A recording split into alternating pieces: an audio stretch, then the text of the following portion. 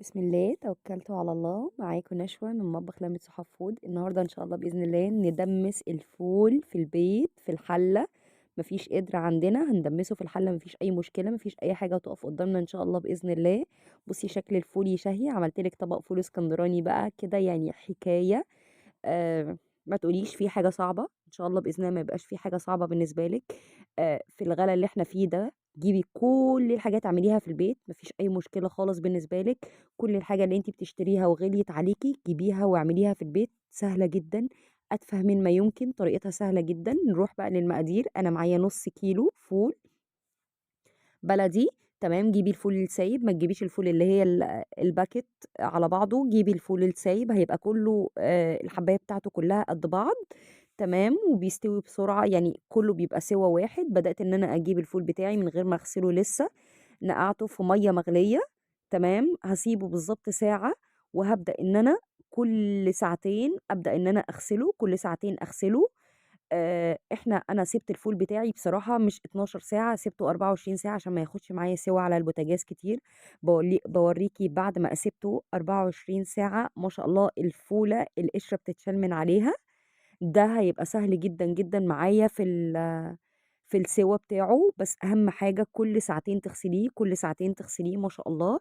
جِبت الحلة الألمونيا بتاعتي، حلة ألمونيا ما ينفعش stainless هتشيط معاكِ. عندي بصلاية، عندي توم 6 فصوص توم، عندي طماطماية كبيرة، عندي عدس مغسول، عندي جزراية مبشورة. كل المكونات بصل وطماطم وجزر وتوم وطماطم. تمام. نزلت بيها على النُص كيلو فول، ونزلت عليها بمَيّة مغلية. إحنا بنتعامل بمَيّة مغلية، ما بنتعاملش بمَيّة من الحنفية خالص.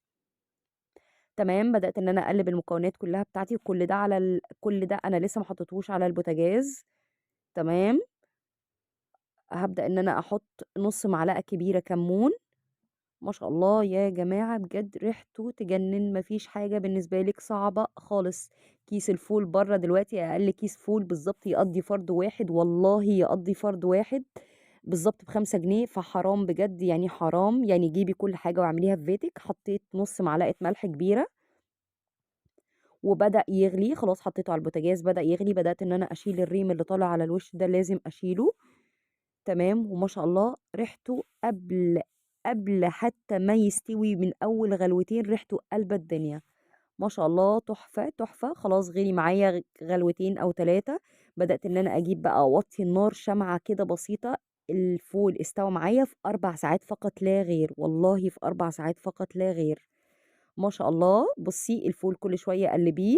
أول ما ينقص المَيّة بتاعته لازم تزوّديه مَيّة مغلية. ممنوع تمامًا إن أنتِ تزوّدي مَيّة من الحنفية خالص، هيفشل معاكِ.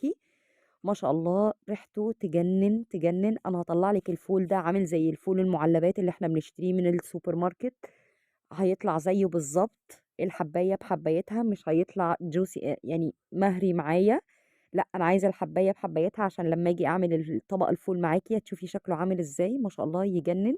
حلو. هنا استوى معايا تمام. أنا عايزاه كده. هتقولي لي لأ ده مَيّة، ده مش عارفة إيه، المَيّة فيه كتير خالص. هاقول لِك إن هو بعد ما يبرد بساعتين هتلاقيه كله مسك في بعضه. تحفة. بدأت إن أنا أغرف بقى معاكِ الطبق اللي يجنن ده. ما شاء الله شُفتِ الحباية تحفة.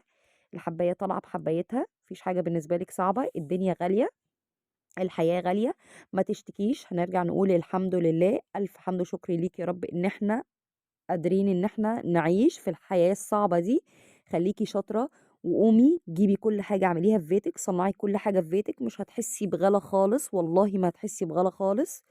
هابدأ إن أنا بقى أعمل طبق الفول الإسكندراني بقى الرائع الجميل ده. جِبت بصلاية كبيرة قطّعتها مكعبات صغيرة، 3 طماطمات كبار قطّعتهم صغيرين، شوّحت شوية زيت، شوّحت كل المكونات دي كلّها على البوتاجاز. هاسيبه بس يتسبِّك حاجة بسيطة، الطماطم مع البصل، وهانزل بباقي المكونات بتاعتي.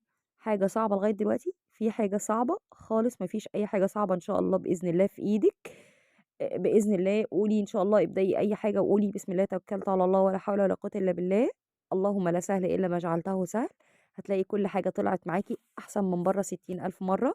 معايا هنا بصلتين بصلتين فل ب أنا آسفة.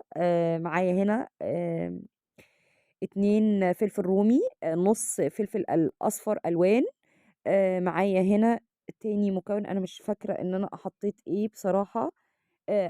فلفلتين حراقين. هو الفول الاسكندراني لازم يكون حراق يا جماعة، لازم يكون حراق. يبقى فلفل رومي، فلفل ألوان، فلفلتين حراقين أو شطة حراقة. هننزل بقى بطبق الفول العظمة بتاعي ده على المكونات دي كلها. بسم الله ما شاء الله ولا حول ولا قوة إلا بالله. الريحة تجنن وقلب الدنيا ما شاء الله. والله يا جماعة، والله يا جماعة أحسن من بره 60,000 مرة. قارني الفول اللي انت بتعمليه في البيت، اللي انت بتدمسيه في البيت، وقارنيه ببره. هاقول لِك المقارنة البسيطة جدًا إن إحنا بناكل كارثة من برّه. سيبي الفول بالضبط ساعتين بتاع برّه، وسيبي الفول اللي أنتِ عاملاه مدمساه في البيت يوم كامل. الفول اللي أنتِ جايباه من برّه بيحمض في ساعتين، يعني بيبوظ في ساعتين، إنما اللي أنتِ جايباه صدقيني والله لو سِبتيه يوم كامل برّه التلاجة مش هيجرى له أي حاجة. تمام، اتسبِّك معايا وبقى زي الفل ما شاء الله استوى معايا. حطيت معلقة طحينة، برضه الطحينة دي أنا اللي عاملاها في البيت الحمد لله، أعوذ بالله من كلمة أنا. عاملاها في البيت، يعني أنا يعني ما اشتريتش حاجة من برّه عشان أعمل لكم طبق الفول ده. ما شاء الله، طبق الفول قالب ريحة الدنيا. حطيت نُص معلقة ملح صغيرة، هاحط كمون، واتفرّجي بقى على الريحة والجمال، وعصرة الليمونة بقى في الآخر ما تحطّهاش وهو بيستوي عشان ما يمرّرش معاكِ. ما شاء الله، تحفة. ما عندكيش قدرة، ما فيش عندِك أي مشكلة، في الحلة زي ما أنا عملت. أنا عندي قدرة بس وريتِك في الحلة هيتعمل إزاي. ما فيش أي حاجة بالنسبة لِك هتبقى صعبة إن شاء الله بإذن الله، كل حاجة سهلة. بُصّي ما شاء الله الجمال. بُصّي بالله عليكِ يعني الدنيا روعة، والدنيا حلوة جدًا. وما شاء الله زي ما قُلت لِك عملوا لي في حدود 15 كيس، وما شاء الله الكيس يقضّي عيلة. ما شاء الله مش يقضّي فرد واحد زي اللي إحنا بنجيبه من برّه ب5 جنيه. مش متذكرة بصراحة هو الكيلو تقريبًا ب30 جنيه، أنا برضه مش متذكرة السعر. بُصّي ما شاء الله طالع عامل زي بالضبط اللي إحنا بنشتريه مُعلبات، الحباية بحبايتها تحفة، روعة. بُصّي بقى أنا هاجرّبه لِك، أنا هاجرّبه لِك بقى ما شاء الله. وهو بُصّي باجرّب لِك الحباية، بُصّي ما شاء الله مستوية إزاي. تحفة، حلوة جدًا، ما شاء الله. يعني 4 ساعات يا جماعة، 4 ساعات على البوتاجاز مش هيستهلك غاز خالص، لإن أنتِ عاملة العين شمعة، يعني شمعة بالضبط يعني ولا حاجة. بدأت بقى إن أنا أزيّن طبق الفول بتاعي ما شاء الله، تحفة، يجنن. يعني أنا سايبة لِك الحكم بالله عليكِ، بالله عليكِ يعني حاجات رمضان إن شاء الله بإذن الله كلّها هنعملها في البيت. والله اتشجّعي معايا واعملي كل حاجة. إن شاء الله بالنسبة لِك مش هتبقى في حاجة غالية، مش هتبقى في حاجة صعبة خالص، كل حاجة هتبقى سهلة بالنسبة لِك. ما نرجعش نشتكي ونقول البياع بيغلّي الحاجة، البياع الدنيا مش حاسس بينا، لأ. البياع إحنا اللي بندّي له فرصة إن هو يعمل فينا كده. إحنا اللي بندّي له فرصة إن إحنا بنشتري. أنتِ بإيدِك إن أنتِ تعملي كل حاجة في بيتِك. أنا مش باقطع رزق حد خالص والله خالص. بس هو فعلًا بقى في جشع الأيام دي، بقى في حاجة صعبة، يعني الحياة بقت صعبة. بس هنرجع نقول في الأول وفي الآخر الحمد لله. ألف حمد وشكر ليكِ يا رب بجد.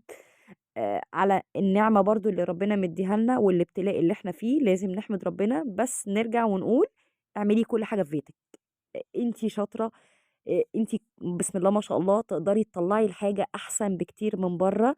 بجد صدقوني يا جماعة الدنيا سهلة إن شاء الله بإذن الله، والدنيا بسيطة، وكل حاجة حلوة بإذن الله، واللي جاي أحسن إن شاء الله بإذن الله. ويا رب يحسن ما بين إيدينا إن شاء الله بإذن الله. ويا رب يكون الفيديو خفيف على قلبِك وبسيط ومُبسّط جدًا، وحاجة يعني بُصّي، مش عايزة أقول لِك إن هي أتفه مما يمكن، وأسهل، أسهل، أسهل مما يمكن. وهتعملي بيها كمية كبيرة جدًا إن شاء الله بإذن الله. يا رب الفيديو يكون نال على إعجابِك إن شاء الله بإذن الله. وانتظريني في فيديو جديد من لمّة صحاب فود إن شاء الله بإذن الله. انتظريني في فيديو جديد. ما تنسيش تعملي لايك وشير وتفعلي زر الجرس، وتشتركي في القناة. وباي باي.